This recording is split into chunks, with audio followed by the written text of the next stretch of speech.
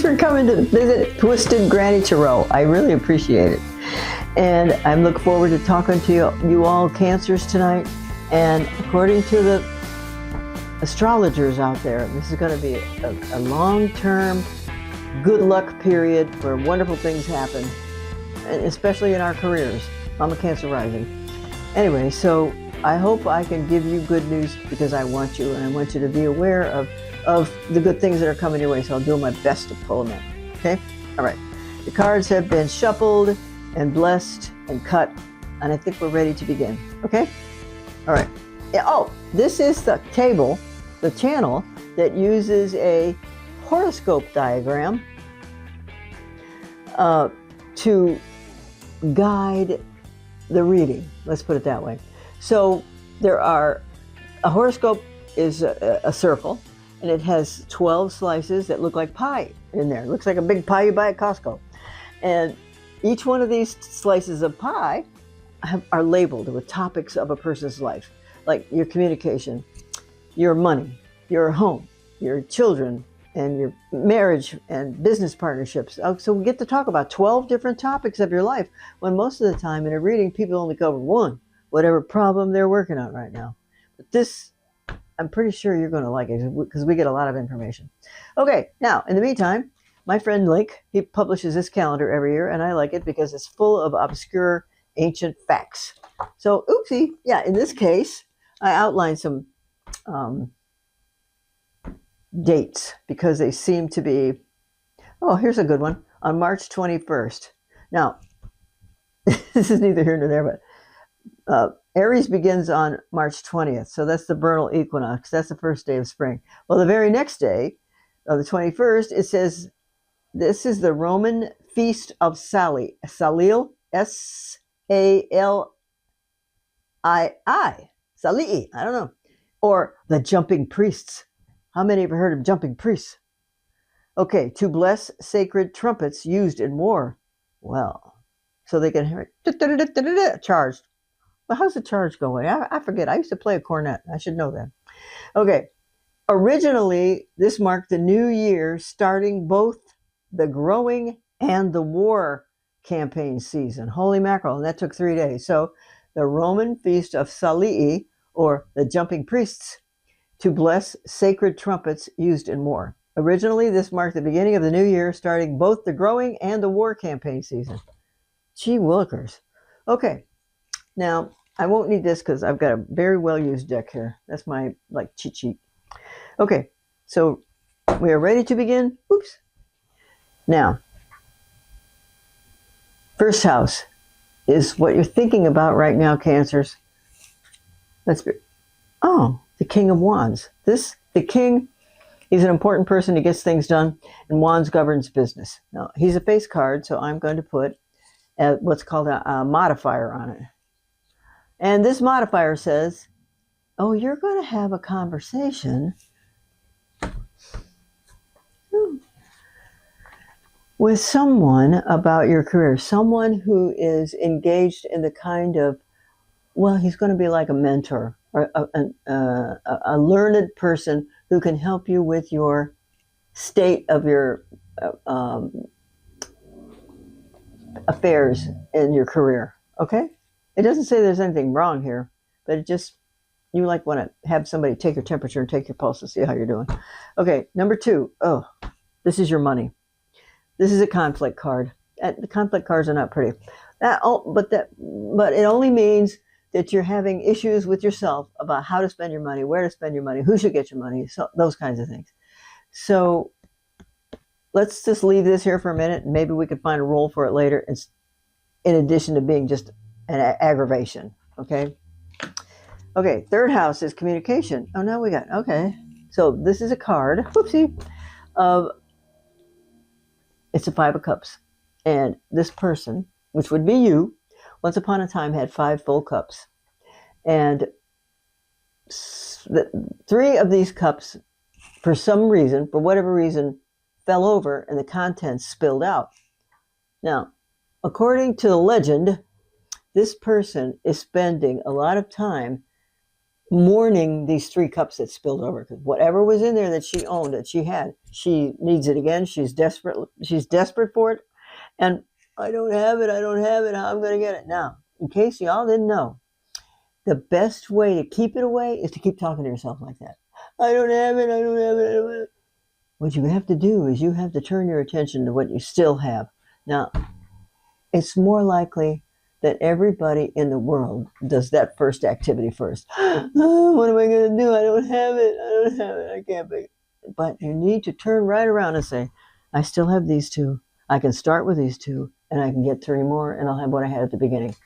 If the first situation sort of fell apart, you could just repeat the situation with a little twist and get those 3 cups back, or new cups that won't spill over. Like, okay, so if this is your communication house, it might be that there was a conversation. Oh, and you may not have liked the advice that person gave you, or the attitude the person had when she talked to you, because this looks like a she to me. And it can right itself if you will let go of the bad and tell the good to come on, okay? Wow, that's very difficult to do. People have periods in their lives when everything seems to go wrong. 2, 3, 4. 4th house is your home. Whoa, what is this? Oh, this is all about a new beginning. And it's a wand. So it's a new beginning in business. So because it's in the 4th house, it kind of leads me to believe that this is a business type situation where you will be working from your home. Now, it could be that you could be employed by a company, and you're a salesman, and he lets you work from home, or he lets you start your day off at home, but he expects to see you later in the day. So for a Cancer, this is ideal to have a business in your home, because you would love that, or have your home be your home base.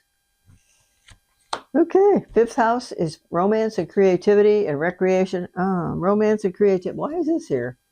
Okay, so I'm going to say romance and creativity. So you and your romantic partner may be on the verge of trusting each other enough to mingle your money a little more, because there's not too much money here. There's only 1 pentacle, but there stands, if this money is not necessarily shared, but the expense is shared and the ideas are fed by both paychecks, they're more likely to come if you can agree on that. In other words, whose responsibility is this part and whose responsibility is this part? Just pick a topic. Okay, I'm going to be in charge of the telephone calls. Okay, I'll be in charge of talking to the customers. Whatever. So, that's interesting. Creativity. Oh, creativity and making money. It probably won't start out very much, but there's going to be some. Okay, 6th house is work and health. I don't know why the Babylonians decided to put work and health in the same department. But your work will suffer if you're not healthy. And if you are healthy, your work will prosper, right? Does that sound logical? Now what happens here? Excuse me. This situation of working at home might have transpired because you don't have a job. So you decided to do some kind of work on your own by yourself, like self-employed, or as close to self-employed as you can get. Because what this person is doing is the instructions on a tarot deck would say, this person is not doing any work. She's taking a nap. Because in the original card deck, it is actually a person who's lying down with their eyes closed. So why the artist wanted to make it look like she was picking up sticks, I don't know. He's picking up sticks. And there's 3 or 4 swords in here. And there's 4 swords in here. So she's doing something. So this is a card of almost lying in wait until the time comes right to implement X. So you might be thinking a lot about having your own office in your own house to do your own work, but it might not happen for a little while because she's trying to put the pieces together. That would be my interpretation of it, because there's definitely something going on here. It's just not life and death. Let's just put it that way. Okay. 1, 2, 3, 4, 5, 6. Okay, sixth house. That's six. Seventh house is marriage partnerships. Oh God, I swear to God. Okay, see this? Marriage partnerships and business partnerships. What this is a card of conflict. Now, as soon as I say this, I'll be wrong, right? But I'm a Cancer rising. I'm married to a Cancer, but we don't have this kind of business going on in our life today. Maybe it'll be tomorrow. I don't look forward to it if it's tomorrow. But there's a conflict around your marriage partnership and business partnership. So it may be conflicting schedules. It may be conflicting ideas about how to run a new endeavor, how to cope with various responsibilities people may have never coped with before. So there may be a kerfuffle going on at your house. It doesn't have to mean it's going to last days or weeks. It could be a kerfuffle that you're going to very quickly take care of, whether you ignore it or you cover it up or make nice, because kerfuffles happen. So it doesn't have to be as drastic as that looks. Okay, eighth house is money from other people. Money from other people is, this is good. Money from other people means income tax checks, inheritance checks,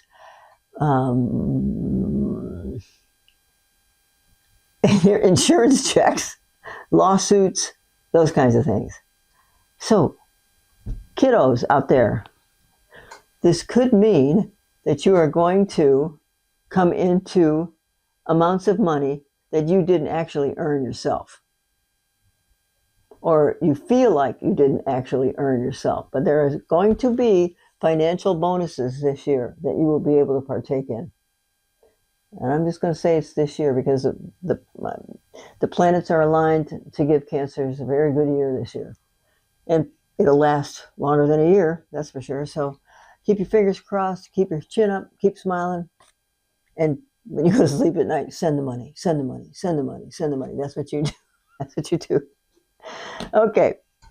1, 2, 3, 4, 5, 6, 7, 8. Ninth house is philosophy, religion, higher education, and long distance travel. Now, those topics right there are very dear to your heart because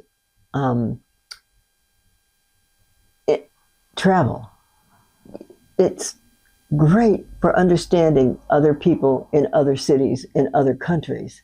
It's a door opener and an eye opener for social experimentation or social patch-ups. I mean, if you always thought people from X country were Y, then it's going to change your mind. Now, this is a card here it's called a personification of a person who is an Aquarius. And an Aquarius actually finds comparisons in every group of people that they meet, how they are like them, how they are not like them, how they communicate with strangers, and how you communicate with strangers. And what the reason to travel is to develop good feelings towards people from other countries and understand how they live and why they live and how they got to live that way. There is such a place as Siberia. We don't really want to go to Siberia, but you could probably learn a lot from those people. And an Aquarian, it's a card of somebody who wants every child or every person in every country to have what they need to not only survive, but to thrive. That means every kid has a pair of shoes, every kid has a book or books, goes to school, has a warm coat, has lunch to take, has supper at night, okay? That's to make, it helps an even playing field, and people don't suffer when they have those benefits in common. They don't suffer. We don't want any kid to suffer. All right? Do you? Okay, so if this is about, that's ninth house of philosophy, religion, and travel, then you want to do all that because it's good for your brains. It's good for your personnel. It's good for your psychic. It's good for your psyche. It's good for comparisons. It's good for understanding. So you, in an ideal world, a Cancer would want that for everybody. I hope we get to be ideal someday. Hey, okay. 1, 2, 3, 4, 5, 6, 7, 8, 9. Okay, 10th house is your career. Oh, jeez. Okay, well, this is the new idea at home to work, because this has business in it. This is the kerfuffle that's going to happen when you actually get your new work idea off the ground. It's going to be something that's close to what you have done in life, but new, unbeknownst, not tragedies, but disappointments and benefits are going to show up that you were not expecting, because there's just no way to predict them, especially if you have no experience in that particular line of work. That's okay, you can handle it. You have good intuition, you have good people skills, and you look out for people's feelings and truly are concerned about other people's satisfaction and their lives and their kids. You just are, okay? So that's interesting. We better be prepared, right?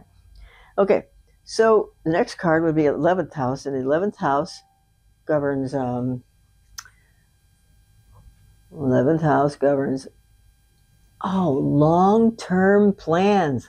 I don't know why it governs long-term plans. Can anybody have a long-term plan these days? We're trying.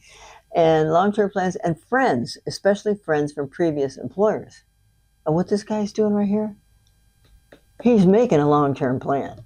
That's what this person is doing, because he's studying and he's learning up and he's checking up and he's trying to imagine what can happen in the new situation that he's planning.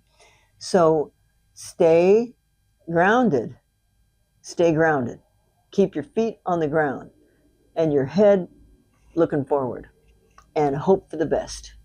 That's the basics right there. Those are the basics right there. And this guy might be writing out like a business manual. How to do so-and-so. And these are going to be the rules for your company. And he's figuring out what kind of company he's going to have and what role he's going to play and where's his niche in the world of supply and demand, let's just call it for the moment. Okay? And the 12th house is what you think about when you go to sleep at night. So actually, this card is a temperance card. It's what's called a major arcana card, and it is a destiny card. And luckily, it's in your 12th house. It's what you think about before you go to sleep. So you know what? This card has to do with forgiveness. Forgiveness of yourself for not knowing all the answers. Forgiveness for being human. Okay? There are lots of people out there who will forgive you for a faux pas. And sometimes you have to say you're sorry. I don't know, you stepped on his toe. I don't know. But so the good thing is you don't, at this moment, you don't necessarily go to sleep worrying. You're only finding ways to accommodate your emotions and your intellectual capacity when contemplating a new situation. So I believe that you're going to have a new situation come up. You could stay in the same business. This is going to be a new title, new responsibilities, new employees, that kind of, and if you're living at home, but you don't have to deal with them. Yay! So I'm thinking, this is a good thing. Okay? Oh gosh, did I turn that over? Okay, now this is the card. Ooh, that kind of covers, has an effect on all the other cards. It kind of wraps everything up. And this is obviously the Chariot. As a person driving the chariot, that would be you. And there are two horses pulling the chariot. One horse wants to go one way. Well, that's the legend about the card. And the other horse wants to go the other way. Now, if you took a look if you could see the card, the guy's not even holding onto the reins. He's holding a sword in the air, a knife, like a really long knife. And he's like, ah! You better get a hold to yourself and grab those reins and steer those horses in the right direction. Because you want them to go where you go, because you're the boss. They're not the boss.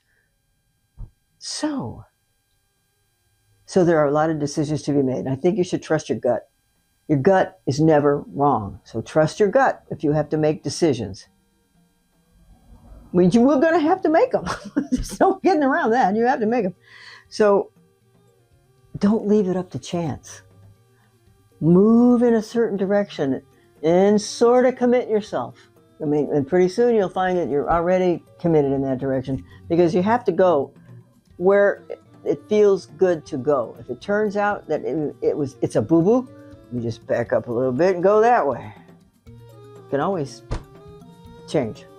However, it's important that you control the reins